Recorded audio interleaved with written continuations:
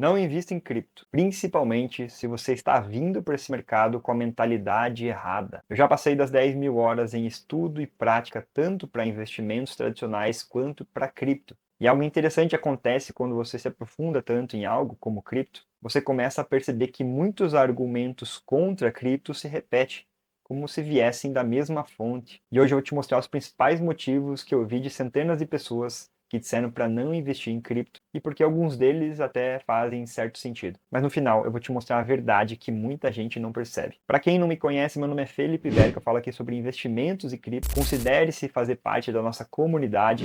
Aqui é uma comunidade onde a gente fala a verdade sobre o mercado financeiro e os profissionais do mercado financeiro.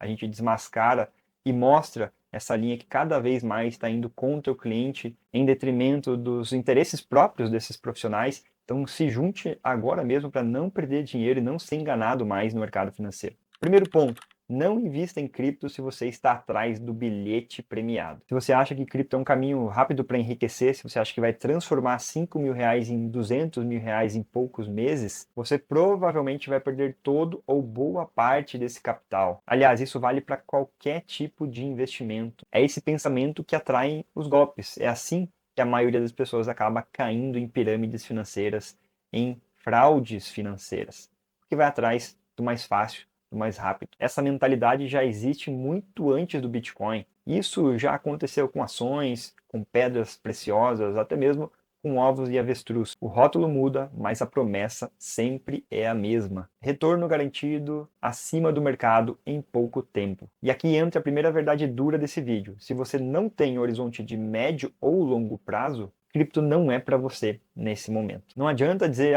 isso é para o futuro, se daqui a pouco você precisa desse valor investido em cripto. Você não vai aguentar a volatilidade, que é a oscilação de preços.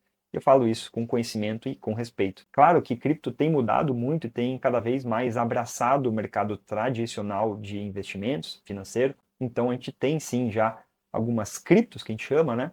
Que é a representação, na verdade, de algo já existente no mercado tradicional dentro do mundo de blockchain, de renda fixa, de moedas, de itens que não têm tanta volatilidade. Mas em suma, em geral, boa parte das criptos, quando a gente fala sobre isso, a gente remete àquelas que oscilam muito, como o Bitcoin, o Ethereum ou até mesmo Solana. Então, muito cuidado nesse sentido. Ponto número 2, muita gente diz, não invisto em cripto porque já existem as moedas como o dólar, o real, não precisa ter mais uma moeda circulando por aí. E esse é um pensamento equivocado mais comum e vem de quem não compreendeu ainda a diferença entre representação digital de uma moeda e a tecnologia que está por trás da maioria dos projetos de cripto. E a gente precisa fazer uma divisão muito clara aqui entre CBDCs, que são a Central Bank Digital Currency, ou seja, as moedas digitais de bancos centrais, como o dólar digital, o yuan digital, o real digital, logo mais, que são governamentais rastreáveis, que têm um alto poder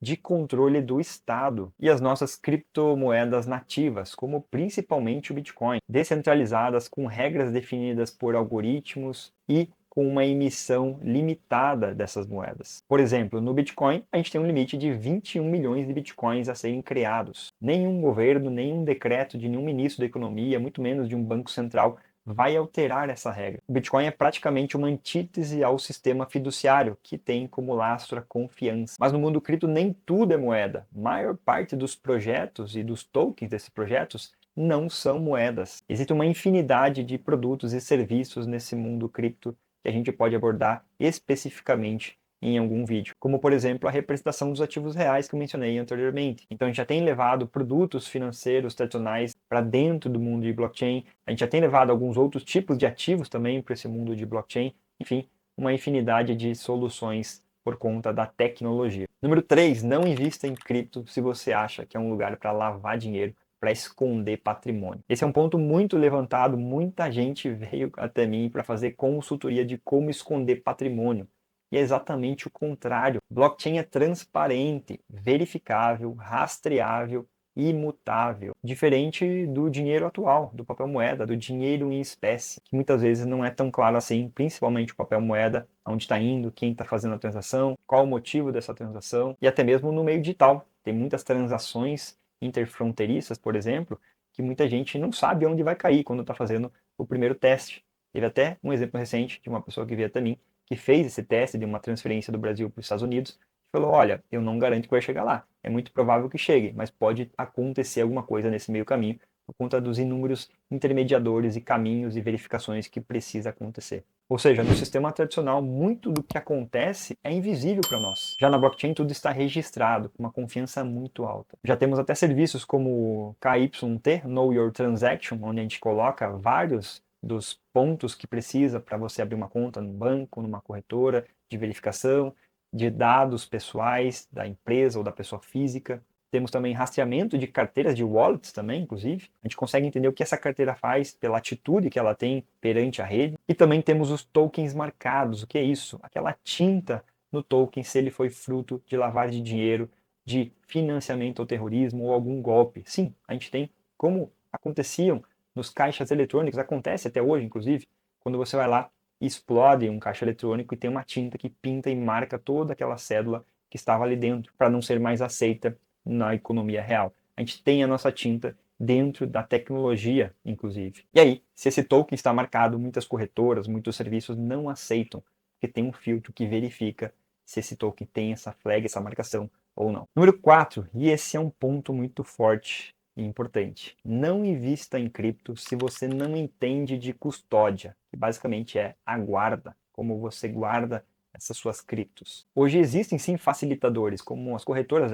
as exchanges de cripto, mas existem riscos e formas de você lidar com esses intermediadores para não correr o risco da ruína, de perder eventualmente aquelas criptos que estão lá junto a esse intermediador. Mas e a autocustódia, Felipe? Eu guardar minhas criptos como a gente fazia, colocando dinheiro no colchão muitos anos atrás. E tem muita gente gritando por aí, not your keys, not your coins. Ou seja, se você não tem as chaves privadas das suas moedas, você não tem essas moedas. Mas essas pessoas às vezes não sabem nem cuidar do próprio celular. Então não adianta ter a melhor wallet, a melhor carteira de cripto do mercado, se você ainda abre qualquer PDF que te mandam pelo WhatsApp. Se você abre qualquer PDF no seu computador sem verificar a fonte, sem até fazer uma varredura em algum antivírus. Se você não tem antivírus, então esquece muito menos ainda, né? Ou seja, com grandes poderes vem grandes responsabilidades e a maioria das pessoas não para pensar nisso e não tem o mínimo de cuidado. Então, muito atenção a esse ponto. Não é desencorajar você a não fazer uma autocustódia, mas é a perceber realmente o todo ao teu redor, porque não tem depois muitas pessoas para você ligar para te ajudarem. Existem cada vez mais serviços agora de recuperação, mas ainda é muito difícil e eu não consideraria como 100% garantido. Agora, se você se atentou, tem ciência, sabe muito bem desses 4 pontos que a gente conversou aqui, você sim pode muito bem e deve investir uma fatia do seu patrimônio em cripto. Cripto é transformador, estamos no meio de uma revolução tecnológica. Governos, grandes empresas já perceberam isso, estão tentando centralizar novamente. Mas no meio disso tudo a gente tem um sobrevivente, uma resistência, um ativo que não depende de bancos, de governos e de nenhuma corporação, que é o Bitcoin. E no fim, é muito mais arriscado você não ter cripto na sua carteira de investimentos do que você ter alguma fatia para o futuro, alocada, obviamente, com estratégia e utilizando ferramentas como, por exemplo, o rebalanceamento, que eu falei no vídeo anterior. Eu vou deixar o card aqui se você não entende e não sabe como fazer isso na prática. Então não tenha medo dessa classe, e sim tenha uma fatia que seja pequena de cripto nos seus investimentos, mesmo que você seja o mais conservador de todos. Acredite, você vai me agradecer. E se você gostou desse conteúdo, deixa o like, compartilha com seus amigos, com seus familiares queridos que também precisam ouvir essas informações, porque você talvez até já tenha ouvido de um deles, algum desses motivos que eu trouxe por aqui. Se inscreve nesse canal, é muito importante você estar dentro da nossa comunidade que vai falar a verdade do mercado e dos profissionais de investimento, porque por aqui eu não te ensino só a investir, eu te ensino a pensar como investidor. Te vejo no próximo vídeo.